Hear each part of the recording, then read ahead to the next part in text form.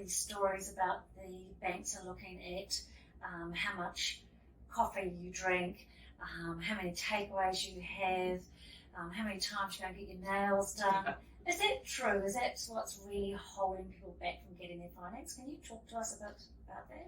So certainly that discretionary spending is now coming into an application for lending more than it ever had in the past. So probably a good way to look at it is, in the past, before they tweaked the triple CFA, the banks always knew there was discretionary lending. They knew you needed X amount to pay your mortgage, X amount for your petrol, X amount for your insurances, and then most of us have a pot of discretionary income. And the majority of us, when we have that discretionary income, we spend it. Yes. So we go out, we buy coffees, we go to the movies, we have takeaways.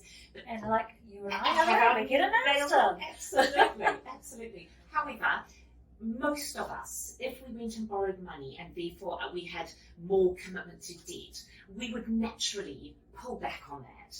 And the banks used to accept that. So before the change, the banks could take a reasonable, logical approach to say, look, we realise that these people have been spending at large because they had no commitment in terms of the mortgage and the rates and the insurance. But as soon as they get this mortgage, they clearly have enough income. They will pull back on their discretionary spending and they will be able to afford this going forward.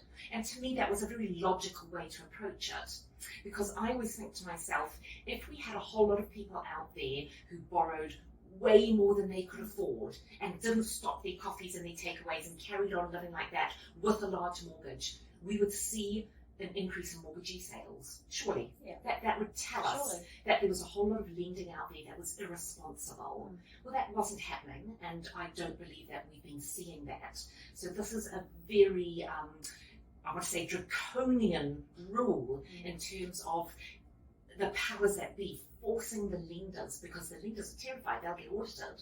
You know, forcing the lender to say, we looked at every line in your bank statement and we can reasonably say you can afford the mortgage, and we took into consideration every single thing you spend.